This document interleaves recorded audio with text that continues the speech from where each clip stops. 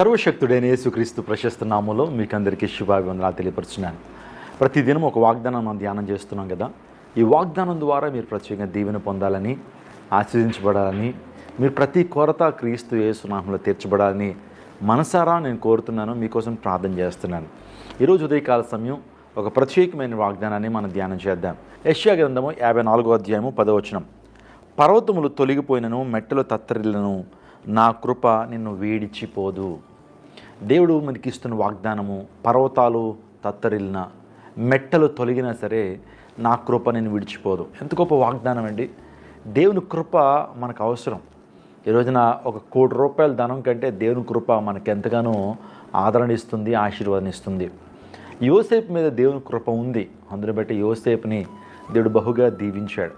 అపోస్తలుడైన పౌలు తన జీవితంలో చెప్తున్నాడు, నా కృప నేను విడిచిపోదు, నా కృప నీకు చాలు అని ప్రభు అపోస్తలుడైన పౌలుకి వాగ్దానం చేశాడు. ఈరోజు ప్రభు కృప ఉంటే చాలండి.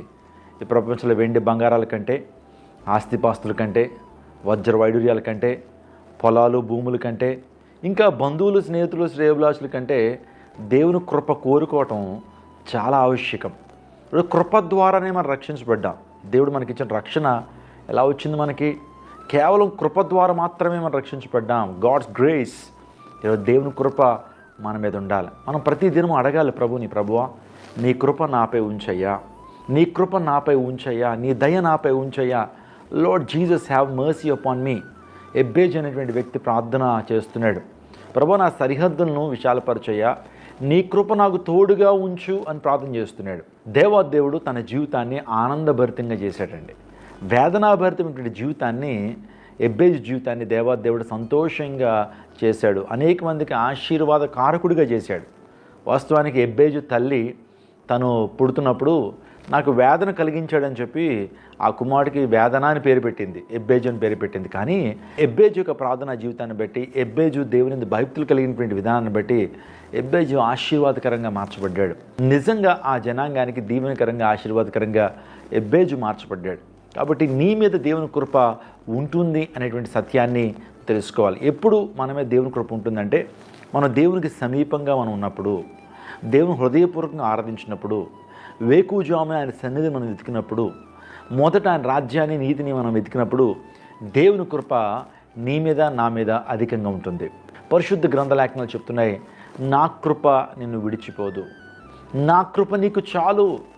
ఈ రోజున దేవుని కృప ఉంటే చాలండి. అపోస్తలుడైన పౌలు వాస్తవానికి తన జీవితంలో సమస్యలు ఉన్నాయి, ముళ్ళు ఉంది.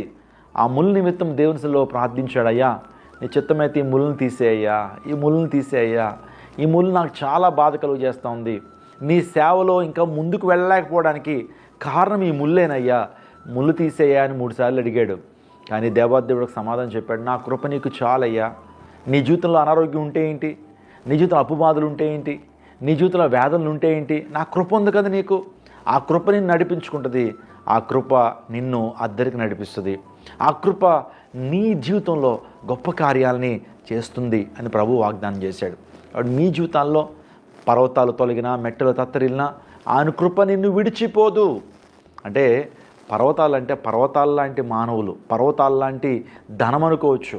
ప్రపంచంలో ఏం జరుగుతున్నా సరే, ప్రపంచంలో ఎన్ని మార్పులు వస్తున్నా, పర్వతాలు పొంగుతున్నా, భూకంపాలు కలుగుతున్నా, సునామీలు వచ్చినా, నిజంగా ప్రపంచం అంతా ఏకమై నీ వైపు వచ్చినా సరే ఆయన కృప నీతో ఉంటే నువ్వు జయాన్ని సాధిస్తావు, నువ్వు విజయాన్ని పొందుకుంటావు.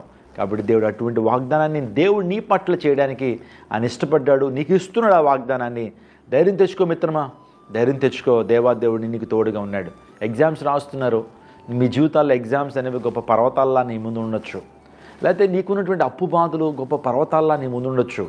పర్వతాలు తొలగినా, మెట్టలు తత్తరిల్లా అంటే పర్వతాల లాంటి సమస్యలు నీ ముందున్నా, లేకపోతే మెట్టలు లాంటి భయంకరమైనటువంటి పరిస్థితులు నీ జీవితంలో ఉన్నా సరే దేవాదేవుడు నీకు విడుదలను ప్రసాదించి ఆయన కృపతో నిన్ను భద్రపరిచి, ఆయన కృప నిన్ను దీవిస్తుంది, ఆయన కృప నిన్ను భద్రపరుస్తుంది, ఆయన కృప నీకు నిత్య జీవాన్ని కలుగు చేస్తుంది. దేవుడు అటువంటి కృప దేవుడు మీకు అనుగ్రహించి స్థిరపరచును గాక.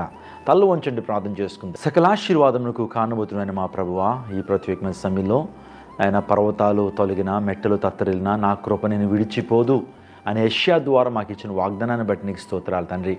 ఎంతమంది అయితే ఈ వాగ్దానాన్ని చూస్తున్నారో, ఈ దిన దీవెనలు మెండుగా వారికి ప్రసాదించండి, గొప్ప జయాన్ని అనుగ్రహించండి. ఓటమి అంచుల్లో ఒకవేళ వారు ఉన్నట్లయితే నాయనా, ఓటమి అంచుల్లోంచి విజయ శిఖరాలకి అధిరోహించడానికి నీ కృపచేత వారిని ఆశ్రయించమని వేడుకుంటున్నాను. యోసేపు మీద నీ కృప ఉంది, దావీదు మీద నీ కృప ఉందయ్యా, అందును బట్టే వారు ఉన్నతమైన స్థానానికి రాగలిగారు.